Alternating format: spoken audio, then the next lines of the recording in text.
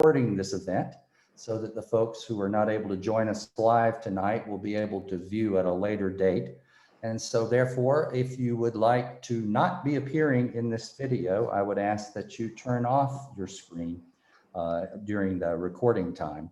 I also want to encourage you to please keep yourself muted during the event. Make sure that mute button is on, and that will help us a lot too. And it might help you this evening to be able to follow myself and our speaker if you turn on speaker view on Zoom, which is in the box at the upper right-hand corner if you're not familiar with the Zoom app. And let me thank our interpretive services for being here with us tonight. They've named themselves Interpreter so that they can easily be found by anyone needing their services. And I'm going to give a moment here so that if you want to use their services, you can pin the interpreter so they'll remain on the screen for the entire event and you won't have to find them if the screen moves around.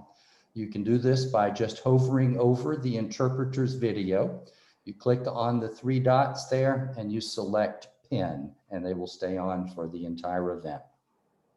Lastly, after Ludley does some introductory remarks here, we'll go into the conversational Q&A.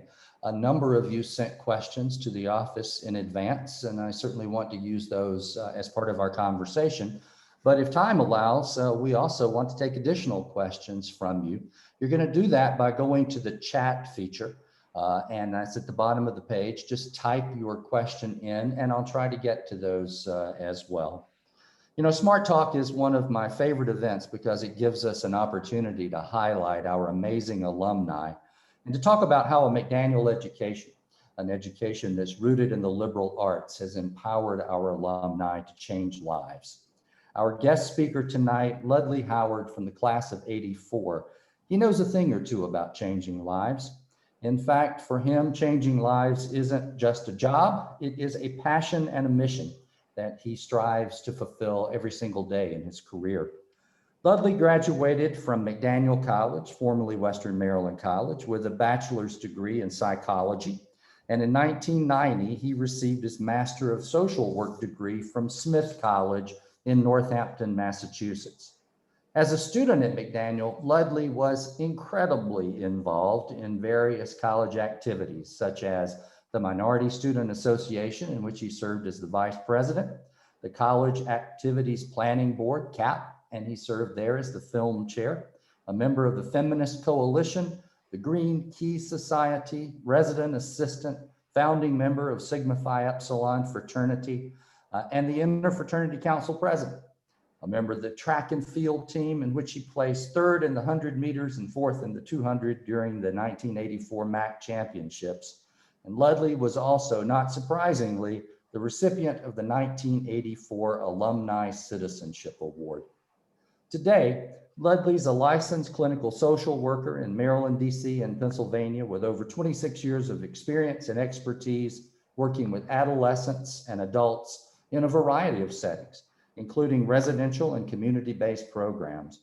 Ludley's vision of creating effective, culturally competent services for African-American youth and their families led to the founding of Pride Youth Services in 2001 and the Howard Group, LLC, in 2010. The mission of Pride Youth Services is to positively influence and improve the social, emotional, and physical development of urban youth by providing them the resources and the skills that are essential to making healthy, positive choices as they deal with life's challenges. The organization has had the privilege to serve hundreds of youth and families over the years through offices in Rockville, Baltimore, and Philadelphia. The Howard Group was created to respond to the growing need and demand for clinical-based holistic approaches to mental health and wellness. And this group practice provides the highest quality of mental health services to adolescents, adults, and families. The Howard Group office is in Columbia, Maryland, and it has a partnership with the Homewood Center, a public alternative school in Ellicott City. The Homewood Center includes two programs, Bridges and Gateway, designed to meet specific needs of individual students in grades 6 through 12. With a strong focus on restorative practice and social emotional learning, Homewood takes care of the whole child so that academic and post-secondary potential can be reached. So tonight, please join me first in welcoming Ludley Howard back as he talks a bit about his career and experiences here at the college, and then engages with me in a conversation. It's my honor to introduce Ludley Howard.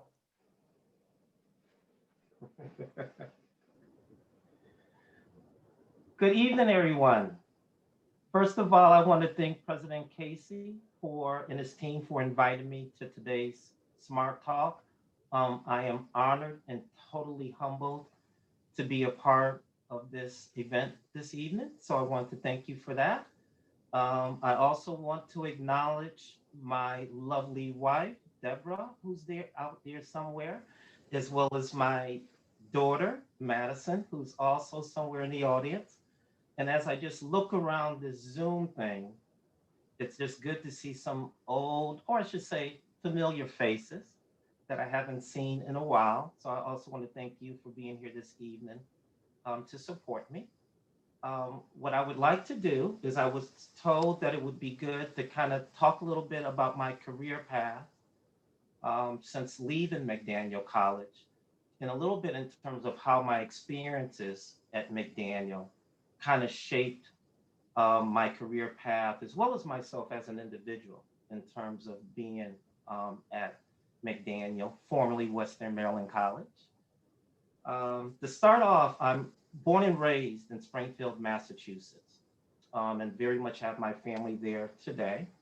I am the oldest of two children. I have a younger sister by 3 years, who is an attorney. And as you know, I'm a clinical social worker. And when I first left McDaniel College back in 1984, I went back home to Massachusetts. And the first job I got was working with an agency called the KEY program. And the KEY program was an organization that worked with adolescents. And at that time in Massachusetts, was being used like as a pilot project for the country, in which they were looking at the amount of people who are in juvenile detention facilities. And it was this outreach to try to get more kids as much as possible to remain within their communities while still having the support and the type of community monitoring that was necessary for them so that they can remain within their communities as opposed to be placed in detention facilities. And the KEY program was instrumental in terms of rolling out that project. So I started out, and it was pretty similar to being an AmeriCorps volunteer, although it wasn't called that back in the 80s, but it was pretty much the same premise, in which you pretty much gave a year of service in terms of working with young people. And that's what I embarked to do. What I loved about the KEY program is it lets you know within a short period of time, number one, if the human service field was truly a field that you wanted to pursue. And it also lets you know in short order if you wanted to work with adolescents. And it was through my experience through that year that it was really confirming for me that I really wanted to work with adolescents. And I definitely wanted to work with them within a human service framework. And I had other people who worked with me that after that year experience decided, because of the injustices that were seen within the various systems. So when we worked with those kids, we became very well connected to their school systems that they were involved with, child and family services, as well as community resources, including mental health. So it really gave us a perspective to see how these various systems impact the lives of the young people that we were working with who were involved with the Department of Juvenile Services. So that experience for me was very, once again, confirming for me. Whereas, like I said, with other people, after being there, they decided that maybe they wanted to go into education because they seen how they felt that they can be more impactful in terms of working within the school system. We had people who, after that year experience, decided to go maybe in law enforcement or another similar area. And then we had some people who quite honestly said after a year of service, you know what, this human service stuff is not for me. it doesn't pay well, I'm going to get my MBA. So regardless of how you felt about that, it was really a good experience and a very good experience for me being the first real job after graduating from McDaniel. So I did that for about 2 years. And as I was getting ready to leave, I noticed that there was a group that came down from a group from the Shrivers had came down to check out our program because they wanted to duplicate our program in the Maryland area, which became known as the UMBC Choice Program, which is very much actively involved. They have offices in Baltimore City, Baltimore County, Prince George's County, as well as Montgomery County. And things have kind of went full circle because I'm now their consultant for the UMBC Choice Program.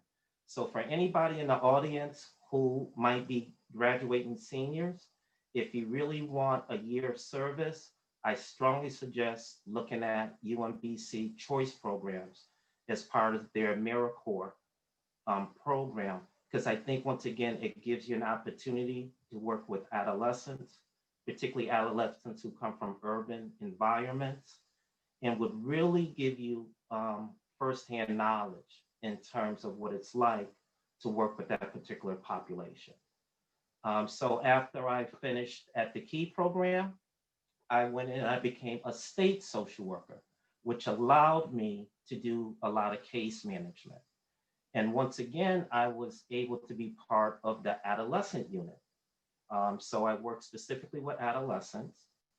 And it was really a great opportunity for me to see how does the state system in Massachusetts work in terms of working with children, adolescents, as well as adults. And one of the most rewarding experiences, but challenging experiences in terms of doing that, is I was also part of their hotline, which meant we went out and investigated cases of child abuse and neglect. And that was really an intense program to have to go out, to get a call indicating that a child has been abused, whether that's physically or sexually, and a team have to go out, me or one other person, we usually went in teams of two, to go out and actually do an investigation right there on the spot. And unfortunately, in some of those instances, we had to pull kids from their homes, which I thought was very traumatic. Definitely not a great part of the job, and really affected me just in terms of how systems, although I know they're meaningful, can also be intrusive, and although needed, how it could once again just be a difficult position to be in terms of being a state social worker. So I did that for a couple of years, and through my experiences with the Key program, as well as a state social worker, what I found was a lot of kids, particularly African-American males and youth, wanted to come and speak to me as a counselor. And a lot of them were already involved in therapy and had therapists, but I often had kids coming to me to talk about their issues and concerns. And I felt very ill-equipped to really work with them on that clinical level.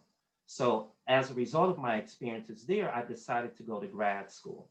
And at that time, I was still in Massachusetts, and I knew for sure I wanted to be a therapist. So I specifically looked at schools that had a clinical social work concentration. And at that time, Smith College in Northampton, Massachusetts, was one of the top clinical social work programs in the country.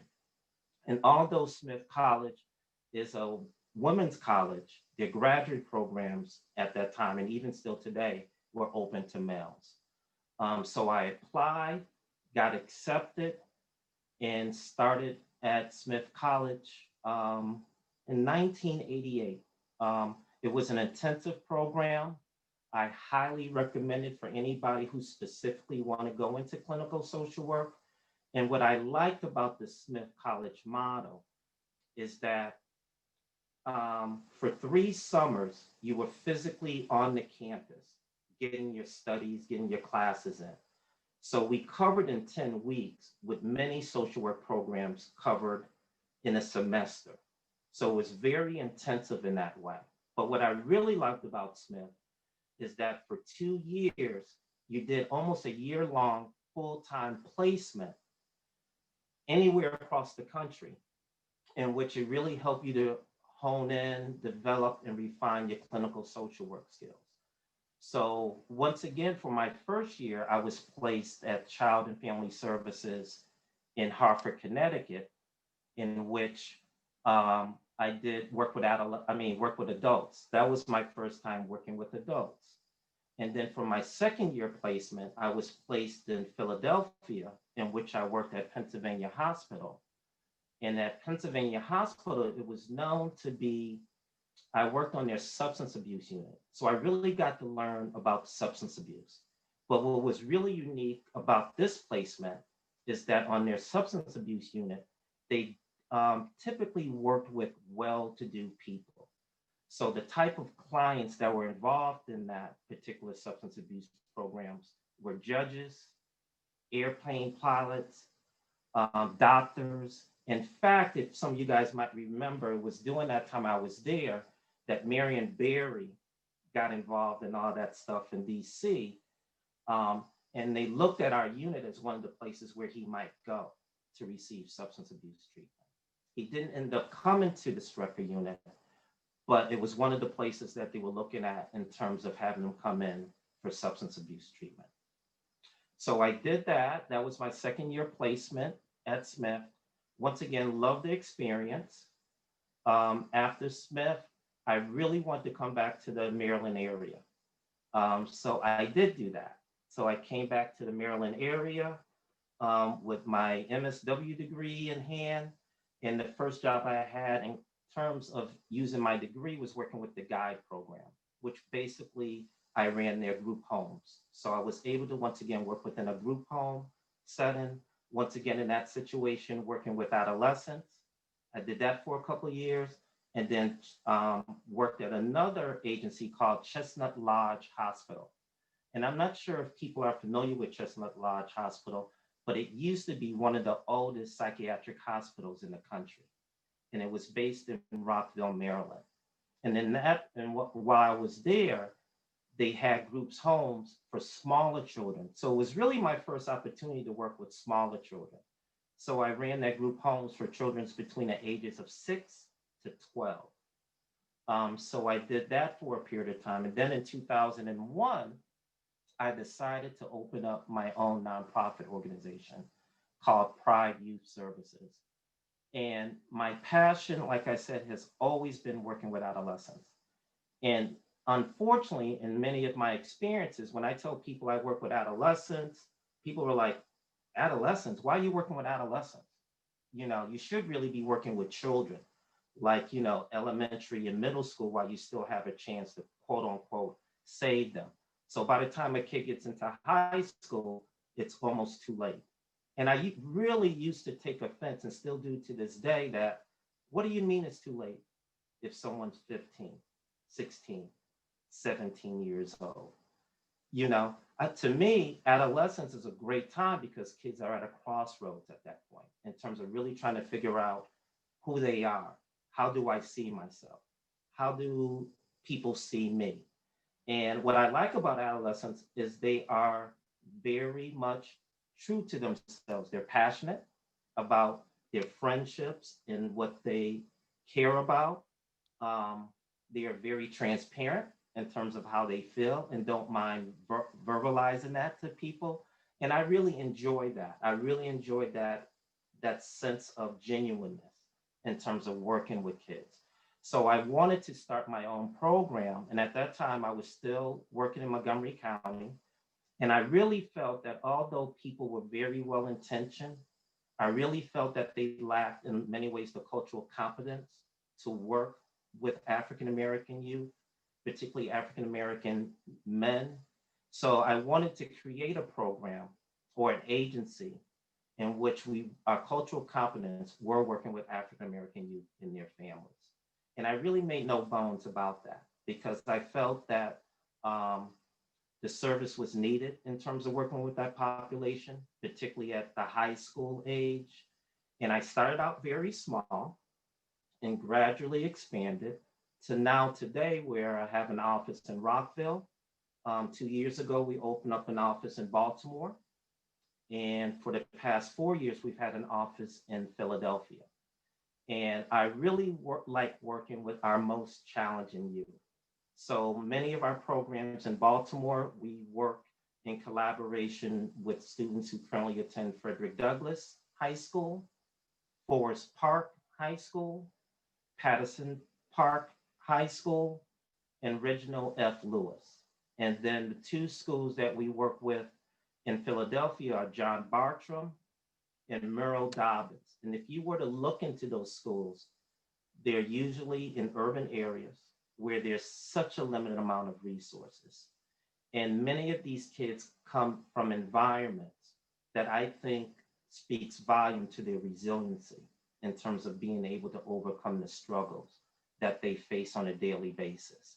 So I just welcome the opportunity and the privilege for me and my staff to work with them. So that's pretty much what I've been up to. I did start the Howard Group in 2010, in which we really take a mental wellness focus in terms of working with people. And there we still work with adolescents as well as adults, as well as families that we work with in terms of the Howard Group. Now, how all of that transpires to my experiences at McDaniel. First of all, I came to McDaniel College as a transfer student. During my freshman year, I was at the University of Tampa, in which at that time I was majoring in pre-med. And University of Tampa had a great pre-med program at that time. But to be honest, what I like most about the University of Tampa is, like I said, I'm from Massachusetts and I hated the cold weather. So my goal was to get as far away from Massachusetts as I could. And I landed in University of Tampa where the weather was great. I loved the classes that I took at the University of Tampa. But as I took more and more science courses and math courses, although I did well in that, I remember taking a psych course and I absolutely loved it. And I was like, just how human behavior, why do people do what they do and all that goes into that. So at that point, just from that one class, I was like, you know what? I think I want to be in psychology instead. Although I was thinking, well, maybe I still get my med degree and go into psychiatry. But at that point, I said, no, I really wanted to pursue psychology. And I also wanted to come somewhat closer to home. I still didn't want to go to Massachusetts, but I wanted to be somewhere where I was still close to home. So if I needed to get home, I could do that. And I wouldn't have to worry about family members just dropping in on me because I was far enough away from Massachusetts. So I was looking at schools, and it's amazing how things evolve because my 17-year-old daughter is currently going through or has gone through the college process. And it is so different today than it was back in the 80s.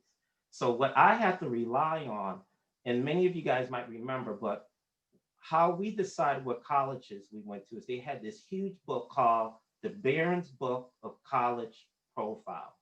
And it was a huge, humongous book.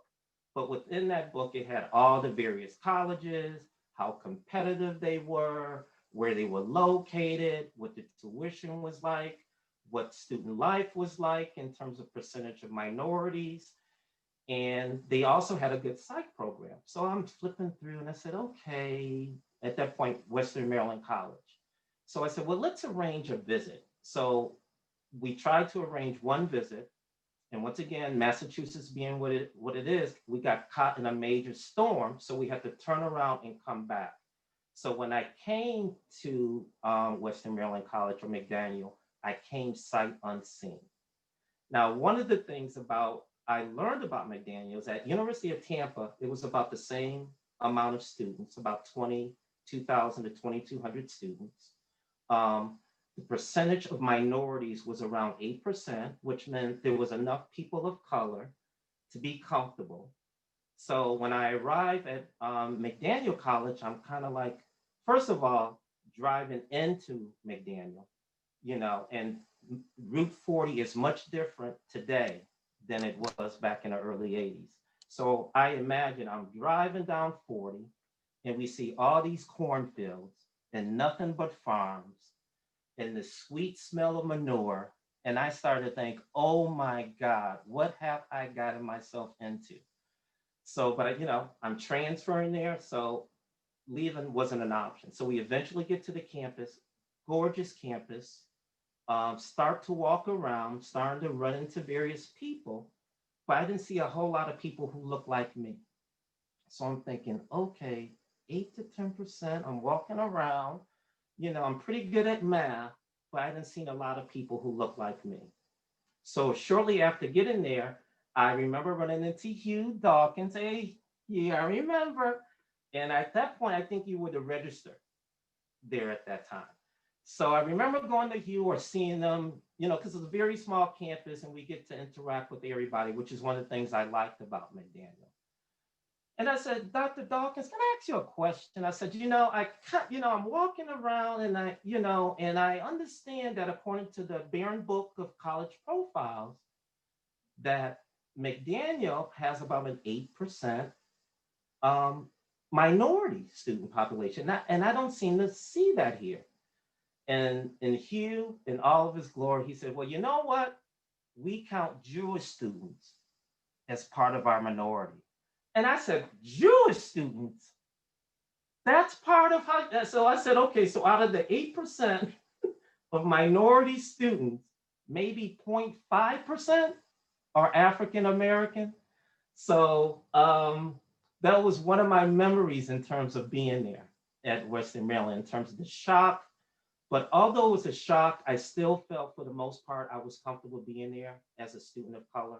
Now there were, in my opinion, if I could be transparent, I think some learning moments for me in terms of, I think the first part is at that point, the president, who I believe was Dr. John, in my humble opinion, wasn't the most culturally sensitive president in terms of meeting the needs of the Black students who were there. And it was a very small amount of us there. So one of the things we did is we used to appeal to him and say, well, although we're small in number, we still would like, in terms of activities, to have things that we could relate to in terms of being Black students. I know we're a small number, but we still pay tuition like the white students, so we don't get any cut on tuition. We pay the same type of student fees. So it would really be helpful if we had speakers who came in and other things that kind of reflect us as well. And we used to go back and forth around that. And I remember Dean Higby used to be very helpful in terms of helping us with that. But what I found is that it really helped develop my sense of advocacy. Because honestly, prior to coming to McDaniel, I was pretty much an introvert for the most part.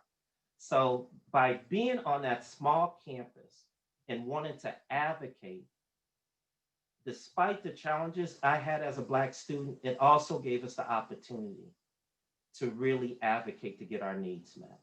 And what we had to do was kind of be strategic. So I remember we used to get together, the students, part of the Black Student Union, and we used to be strategic. So part of it was we needed to make sure that one of us was on the CAP board or the college activity board. We needed to make sure one of us was part of student government. We needed to make sure that we were strategically in various areas of student life to make sure that we had a voice. And what I also found to be helpful there is that as Black students, we really develop a sense of family where we felt that we're in this together. And whatever we do to make sure we all succeed, we will do. And I remember like the seniors at that time really being helpful to us and really just kind of helping us find our way. But once again, it was through that experience that allowed me to find my voice and to be able to get more actively involved in various student activities. And because it was a small liberal arts college, I had the opportunity to do that. So that was great for me. I also thought that the staff there, for the most part, were very supportive, very encouraging of us as Black students. But the person who sticks out the most to me God bless his soul, is Dr. Arazette. And he was really there for us in terms of someone who we can go to, someone who was there to help us or help us learn how to advocate for ourselves, although he was kind of like behind the scenes helping us. And I really appreciated that. And was through my relationship with Dr. Arazef, as well as a few other professors as well. I remember in the psychology department, it was Dr. Miller, Dr. Collier, Dr. Howard Ornstein. And I remember those guys to this day in terms of just being there for us, particularly as students where, and particularly as Black students where I felt our experiences were different, in terms of a lot of times being the only Black student in the classroom. And anytime that we have to talk about a Black issue, everybody kind of focused their attention to you as though you were the expert of Black life and Black culture. And on some level, I kind of understood that because once again, McDaniel gave me the opportunity to get to interact with people, particularly white people, I'll just be honest, that I really haven't had the chance to really interact before. Now, I did come from an integrated high school in which most of the students were predominantly white, but once again, there was enough diversity there. So Western Maryland, once again, gave me an opportunity to really work and listen to other perspectives and how other people see the world, which in a lot of ways was different than my vision or perspective. But we were able to talk about that and sometimes agree to disagree. And that was okay. And I remember that in terms of having discussions with some of my fellow white students who, through our interaction, said, like, you're one of the first Black friends I've ever had. And I used to find that like, what do you mean? And through our discussions, well, I came from a predominantly white neighborhood. I really didn't talk to Black people. I might see them like in the community and that, but I really didn't have an engaging conversation with them or had the opportunity to really just talk about different things. So once again, I think McDaniel gave me the opportunity to really, once again, open up and to be able to share my experiences, but also value and understand the experiences of other people. Although, at times it could have been trying, but I really enjoy that. So that also helped me in terms of my professional development, in terms of putting myself out there and being open to listen to other people's perspective, which all is critical parts of being a social worker, right? So I enjoyed that, as well as kind of being compelled to really put myself out there. And that has continued to go with me throughout. And I'll end with this in terms of the education. I really felt that I got a great education at McDaniel. I think it really prepared me to go on to graduate school. I really felt that the academic rigor, particularly for the psychology and social work department, was very good. I love the liberal education because I was able to become well-rounded in a number of different areas and taking courses that, to be honest, I probably wouldn't have really considered. But because it was a liberal arts atmosphere and really encouraged you to kind of explore things out of your comfort zone, I really enjoy that. So I would just end by saying, it's because of those things that really made my experiences at Western Maryland well-rounded, although, once again, at times challenging, particularly as a student of color. But with that said, I'm blown away by the evolution of the college at this point. I mean, I come now to homecoming and I can't believe the diversity that we see there because it really wasn't there when I was there back in 1984. So it was really good to see the evolution and to see more people and the diversity now that McDaniel has. Thank you. Hopefully I wasn't too long-winded. I can be that way sometimes.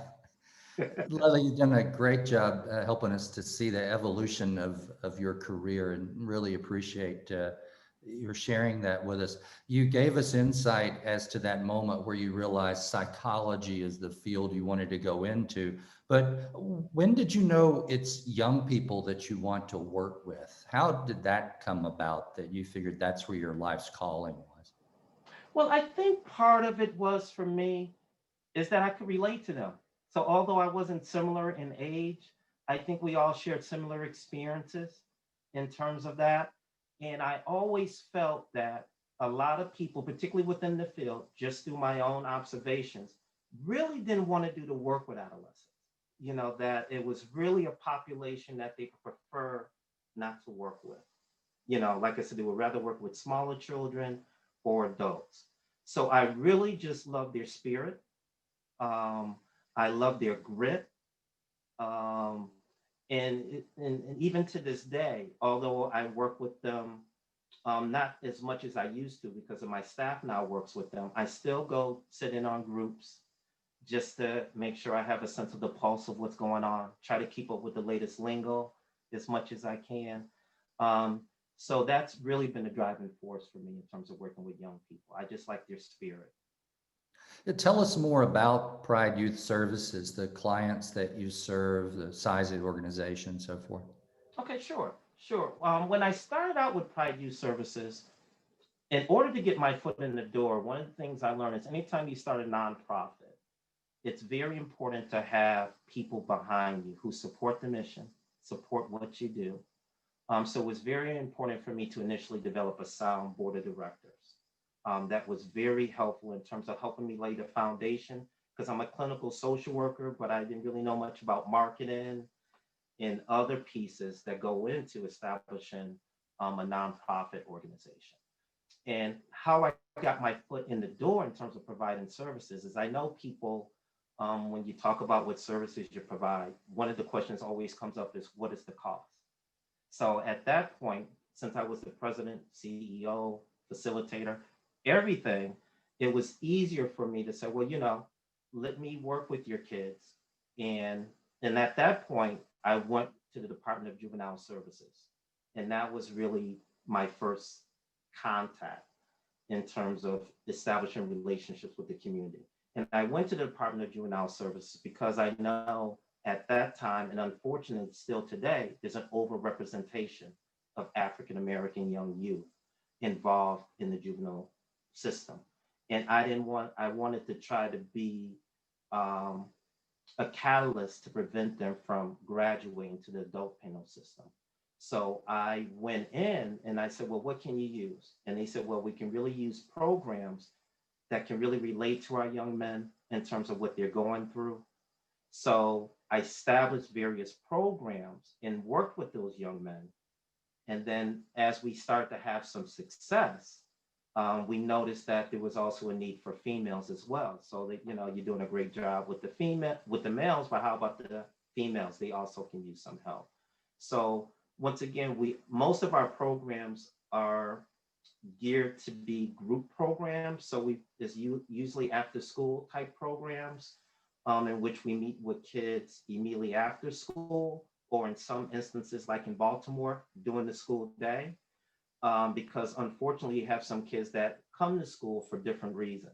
So many of our kids come to school because once again, we really focus on urban youth. So that's what I mean. We're in Baltimore, we're in Philadelphia, although we originally started out in Rockville. And I'm always amazed by how open those young people are in terms of working with us. And they're almost like, why are you here? You know, why are you at Frederick Douglass? Don't you know what goes on up in here? And I was like, yeah, but we care about you and you have value. And because of that, we want to work with you. So we have many different types of programs. So we have programs that work specifically with urban men, young men, programs that work specifically with our young ladies to address their own unique challenges in that. We also have a program that we just started a couple of years ago called Hashtag In Control that really work with young people around anger management and how to resolve conflicts. So most of our programs involve case management services as well as after school programming. And I have a staff of about, I would say 8 people now at this point, but I also have subcontractors, so people who also work for us, you know, but I'm looking for people who are passionate about adolescence, don't mind working with our most challenging adolescents and going to the neighborhoods where they are. And I really value myself in terms of that. in terms of doing the community work and being there where they are. So although we have offices, our clients don't even know where offices are because we're in the heart of the schools or community centers or apartment complexes where our kids are.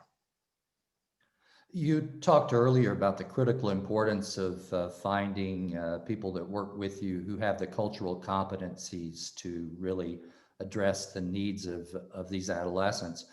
How do you go about this process of discerning that in a job interview? I mean, how do you find, yeah, I know this person has what it takes to be in this setting? Great. Well, I'm glad you asked that question because one of the things I think that's a good indicator in terms of not only if someone is culturally competent, but do they, there's one thing to have an interest in working with adolescents, and it's another thing to actually work with them.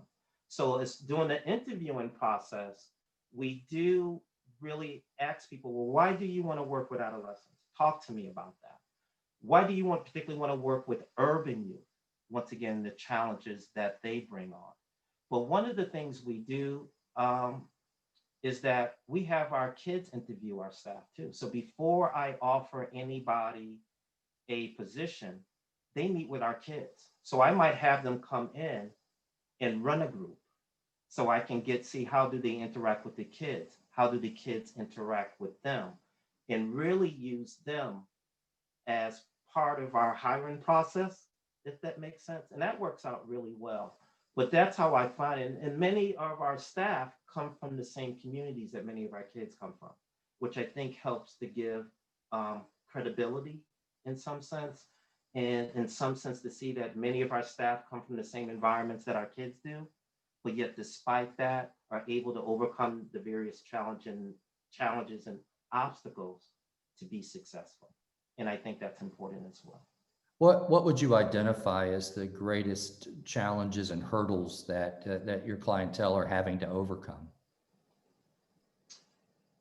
I think, particularly given the current climate in which it's always been that way for many of our youth, I think the fact that it's so hard for people to accept young, particularly African American youth, for who they are and to really embrace who they are as opposed to looking at the behavior and think about it as being pathological or to think of it as being in some way not appropriate.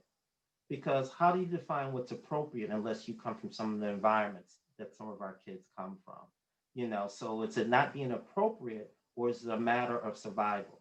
Or is it a matter based upon that particular community, how they respond to that? So I think for me, it's overcoming the lack of resources. Currently with the COVID virus, many of our kids don't have connection, never mind laptops, to be able to do this online learning. So we find a lot of frustration around that. Or once again, there's not being a lot of resources or finances for the resources to really help them and really make a marked improvement in their lives.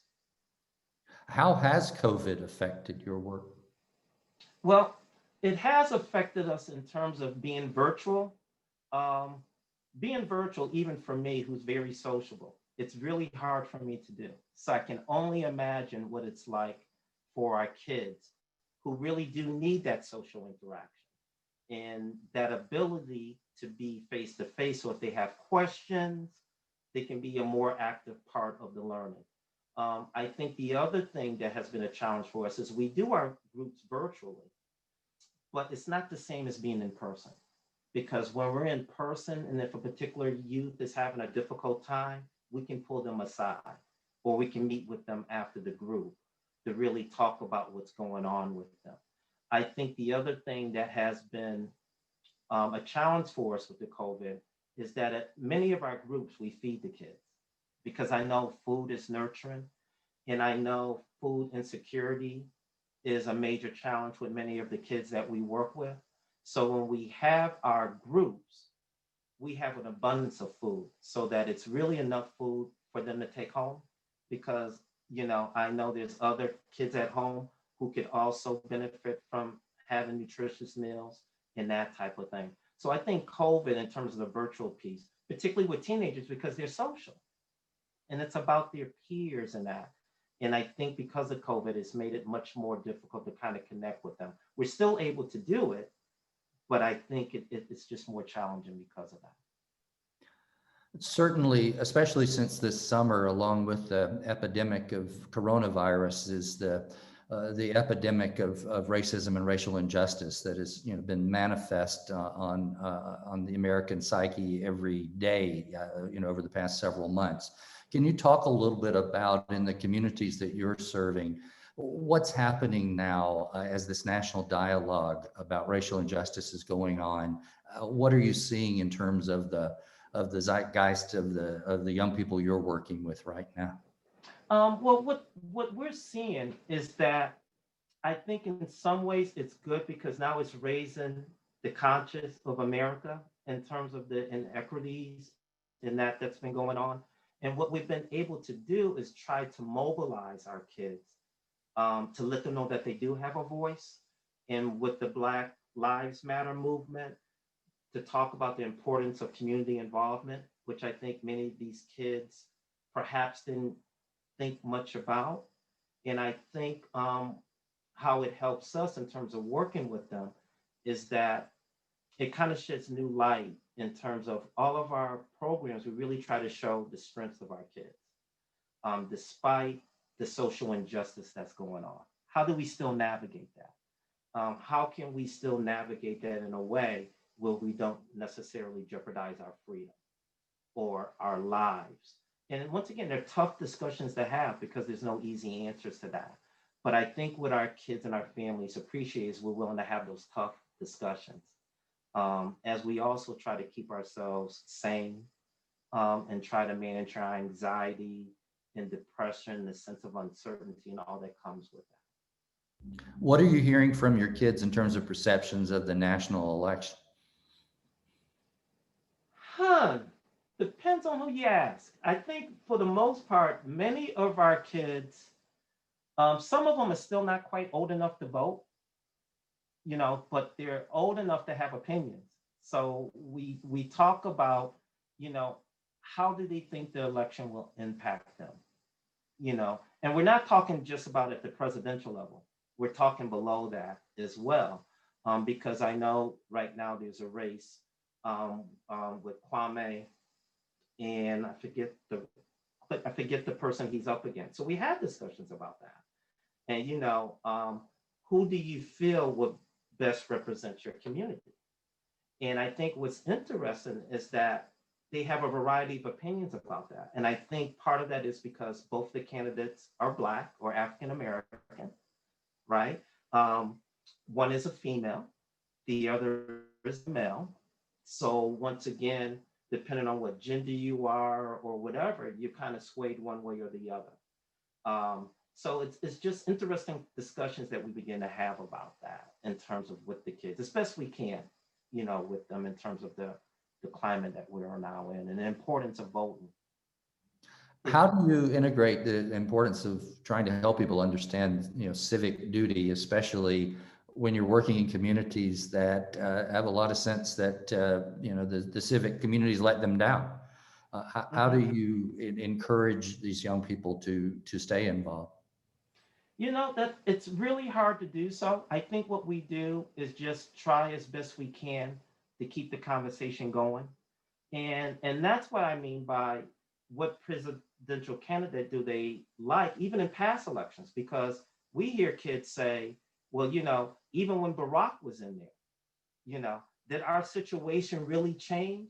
And here we had a Black man, someone who looked like us, but what has he really done for our community? And sometimes it's just helping them to kind of see that, or, we've been through 4 presidents, Mr. Howard, and yet we still live here in North Baltimore, or West Baltimore. So, and it's almost a sense of apathy in some ways that it's really not going to make a difference. But I think once again, the Black Lives Matter movement and some of that hopefully has kind of brought that fuel or kind of relit that fire in them, at least for now. The question is how long standing will it be?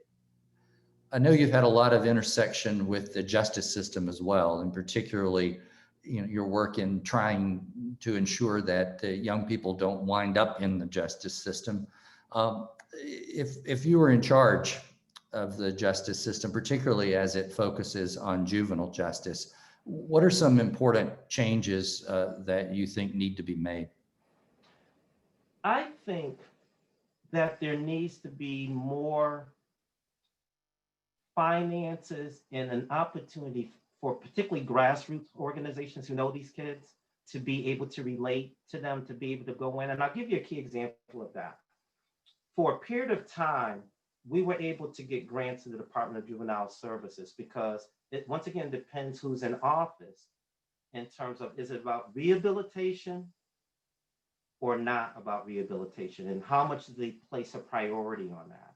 So at one point, we used to work with the kids at the Hickey School, which is a juvenile detention facility that many of the kids who commit crimes in Baltimore, that's where they go. And at one point, we were able to go into the facilities while the kids were there. They identified those kids who were soon going to be released, like within 2 months or so. And we began working with them to establish those relationships with them. And then as they left detention to come back into their various communities within Baltimore City, we were still able to follow them and provide programming for them. And we were able to do that successfully for 3 years. And then it switched in terms of the priority of juvenile justice. And, as priorities shift, so does the money shift. And I think, once again, my personal opinion, the juvenile justice system has done a disservice to many of our young people. And I still feel that to this day. But once again, to a lot of people, they're not a priority. If I can be really, I'm not trying to be politically correct. They're just not a priority. And I think part of it is because of their skin color and their gender, if that makes sense, and which speaks back to systemic racism, right? And that's one of the ways in which it continues to evolve. Do you have hope that we're at a moment where we are potentially making some headway in changing some of the realities of systemic racism in the country? Oh, absolutely. I mean, I'm a hopeful person. So that's how I live my life. So I am hopeful that things will change. I like some of the synergy that's there. Once again, I'm always concerned, how long would it be long standing?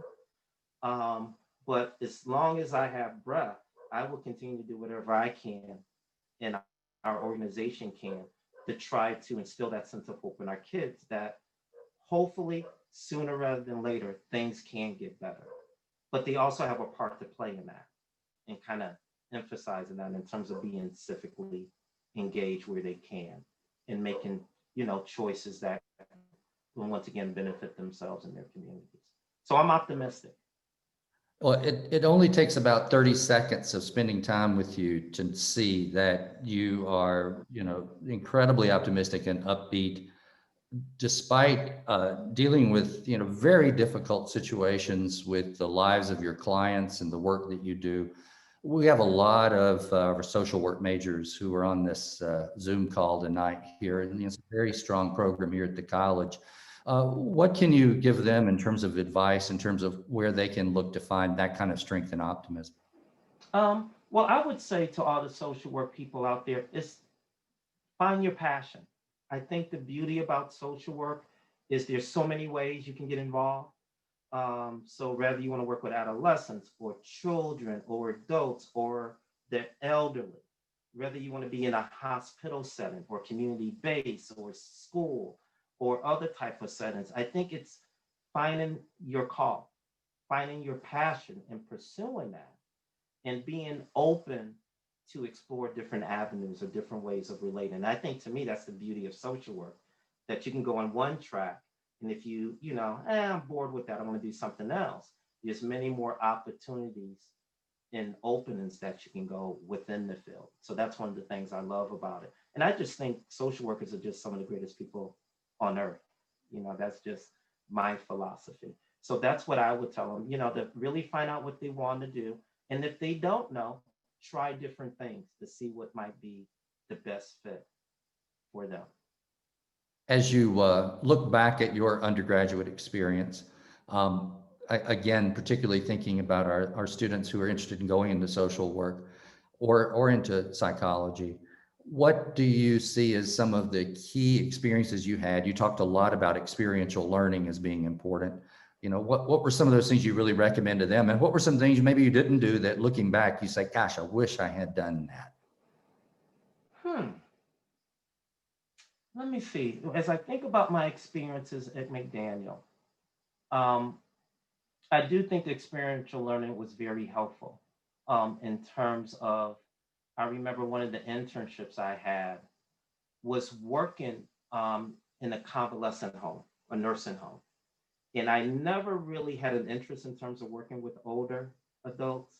Um, but through that experience, once again, it allowed me to see life from someone else's perspective in terms of at that age. So I really enjoyed that. Once again, I enjoyed a small campus in terms of just being able to explore, once again, explore different things, whether it's academically or socially, and being able to take advantage of that. Um, I don't really have necessarily any regrets about being at McDaniel. Like I said, I think on some levels it was challenging being one of a few Black students there, but I also seen that as a great opportunity to do some things as well. And once again, I'm just glad to see things kind of progress. And I noticed on the call, and I was glad I was able to meet him, was Victor McTeer.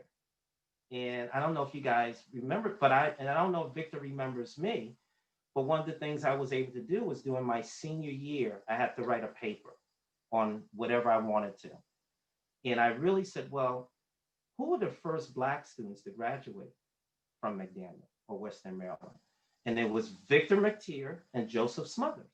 So I interviewed them. And at that time, and I don't know if Victor remembered this or not, but Victor was in Mississippi. And he talked about his experiences. And I believe he was a civil rights attorney. And he was talking about how, in some ways, his experiences at Western Maryland at that time kind of shaped who he was in terms of one of the reasons why he went into that particular field. And I remember them talking about what it was like in terms of being one of only two African Americans on campus, which I think once again speaks volume in terms of the evolution and of the university and their commitment, I think, to diversity at this point. And I know that if Victor can come back, because I remember it was time he's like, and a lot of students felt that way, like, because of my experiences there, when I leave, just mop the box. And for him to come back, I think speaks volumes in terms of all that went on. Because I remember some of the stories he shared, as well as Joseph, in terms of their experiences at least. Particularly over the past several months, we've been trying to get very honest about the history of racism in our community and on our campus. And you're right, we have become a much more extraordinarily diverse institution. But I think now our focus is on equity. It's on equity and it's on inclusion. And a number of people who are on this call tonight are serving on some of our committees focusing on that right now. Give us your advice when it comes to equity in an organization like ours. In an organization like the colleges? Like McDaniel, yeah. Um, How do we create greater equity? I think one of the ways you can begin to create greater equity is by just being willing to think out of the box in terms of how we attract students, um, being sensitive of their needs, whether that's financial or otherwise, because I think equality is important. And I think if people feel that they're being treated equally and they're being treated with value, I think it goes a long way in terms of creating that diverse school culture and community. Um, I think both at the student level, but I also know another place that there was challenges was also at the professor level in terms of teachers, in terms of the diversity or lack thereof there. And I'm really not sure in terms of what it looks like today, but I think all those things are important in terms of creating an equal thing that people just really need to be able to see and feel that in real ways. Hopefully that answers your question. Thank you for that. I appreciate that very much. So you started Pride Youth Services, you started the Howard Group. What's next? Where do you see your career evolving in the coming years? Well, I would like to be able to retire one day. So I would like to be able to do that. But in terms of what's next, I just want to, continue to just be involved in some way or fashion in terms of, continuing to expand on our services that we provide. Because we always find the need to reinvent ourselves, right? In terms of the changing needs of our young people. So being a part of that in terms of just evolving as we continue to grow. And, we've been around 19 years now. So that's a long time for many nonprofits. So I'm very blessed that we're still around. I think in some ways that speaks to the work we do in terms of working with our young people. So just keep doing what I'm doing and hopefully look forward to retirement at some point. Well, we are delighted you're doing what you're doing. We're incredibly honored that we can claim you as a Green Terror family member. And I want to thank you so much for spending time with us tonight. And many of you may not know, Ludley was we were scheduled to talk last spring, and here came the pandemic. So I'm delighted we were able to get this rescheduled for tonight. And I know that there's a virtual hand clap thing on here, but I also would encourage people, if you want, to turn on your sound and give a nice round of applause. I got a package that I sent your way, since I can't just reach over and hand you. I do. I have it right here. So I'm going to encourage you to open that up if you haven't cheated already. And I have it. look in there, yeah. So we know that you are an outstanding graduate of Western Maryland College, but in one of your many offices here, we want to make sure you can put up a diploma that says McDaniel on it. So. Oh, okay, awesome. Thank you guys so much. Thank you so much. I really appreciate that. And although it'll always be Western Maryland College in my heart, I really don't mind a name change, to be honest. This is one alumni that, hey, it will always still be Western Maryland to me. But once again, things change, right? So Daniel is happy to claim you. Our next Smart Talk, folks, is going to be virtually again. It's going to be in our January term. We'll be talking to some of our young alums about their career pathways, and they'll be helping our students who are first-year students who are taking our courses as part of the McDaniel commitment to help them discern their direction to go. But I know you've got some people out here you might like to say hi to, so I'm going to ask our technical folks running behind the scenes tonight, Marissa, Katie, thank you. And we're going to leave the screen on a little while so you might can interact with some of these folks. Ludley. Okay, sounds good. Sounds good. See some former fraternity brothers. Okay, Ed, I see you. All right, guys. Good. Mark, all right. Ralph, all right, good. It's good just as Rob. Hey.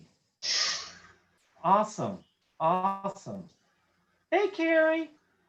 Hi. That is good. How you doing?